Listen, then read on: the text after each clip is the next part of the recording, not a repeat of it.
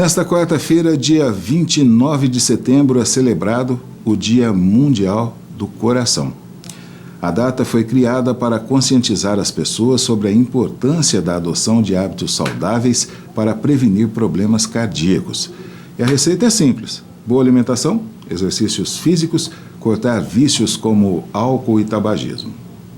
Dados da OMS, Organização Mundial de Saúde, apontam que os problemas cardíacos são os principais causadores de mortes no mundo. Mas, ao ser diagnosticado com problemas no coração, significa ou não uma sentença de morte? O cardiologista Armando Martins tira esta dúvida pra gente, veja aí. Graças a Deus, hoje as cardiopatias elas são muito bem controladas.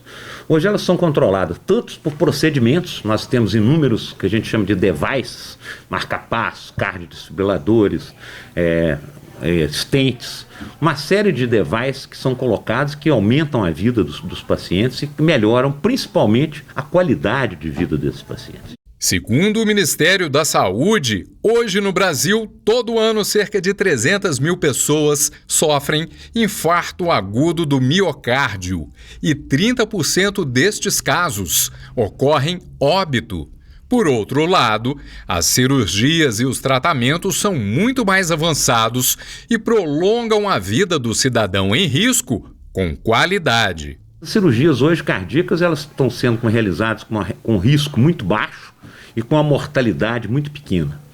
Então os pacientes hoje, eles, graças a Deus, existe uma série de técnicas, de novas possibilidades, em que nós estamos cada vez mais propiciando ao cardiopata grave mais tempo de vida e principalmente mais tempo com o que a gente chama de QSL, qualidade de vida.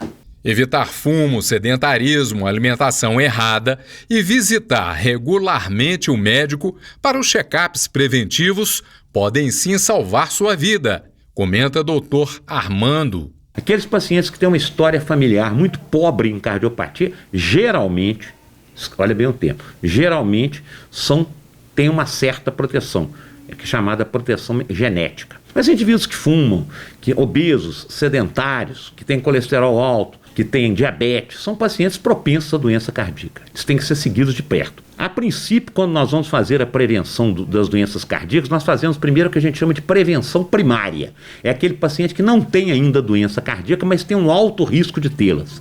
Essa prevenção primária a gente faz com atividade física, dieta adequada e medicamentos. Quais são esses medicamentos? Medicamentos que controlam a diabetes, medicamentos que controlam a pressão arterial, medicamentos que controlam bem o colesterol. Quando nós mantemos esse paciente de alto risco de ter doença cardiovascular, aquele que não tem ainda doença, mas tem um risco muito alto, e a gente controla os fatores de risco, os trabalhos são unânimes em dizer que nós estamos prolongando a vida e cada vez mais adiando ou evitando que esse paciente venha a ter um desenlace de uma doença cardiovascular grave. Você pode caminhar na esteira, você pode caminhar ao ar livre de máscara. Quer dizer, não há necessidade de você parar a prevenção por causa da pandemia. Você tem que manter a disciplina alimentar, tem que tentar fazer a atividade física o melhor possível e aqueles pacientes com risco muito alto ou aqueles pacientes que já têm uma doença cardíaca e que precisam de uma prevenção, aí a gente chama de prevenção secundária, que é aquele paciente que já teve um evento cardiovascular e que precisa de fazer a prevenção para não ter outro, porque o indivíduo que tem mais risco de ter um infarto é aquele que já teve. Então a prevenção secundária ela é muito mais rigorosa e muito mais necessária. Então a prevenção primária para aquele paciente que nunca teve, ela é hiper importante. Nós sabemos que a idade é um fator de risco. O indivíduo que, por exemplo, uma mulher que tenha 35 anos, o risco cardiovascular dela é baixíssimo.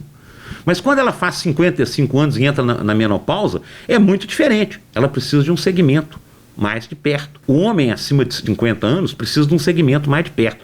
Não é mais aquele segmento de uma vez ou de 2 em 2 anos, eu vou ver como é que está meu colesterol, eu vou fazer um teste para ver como é que está a minha...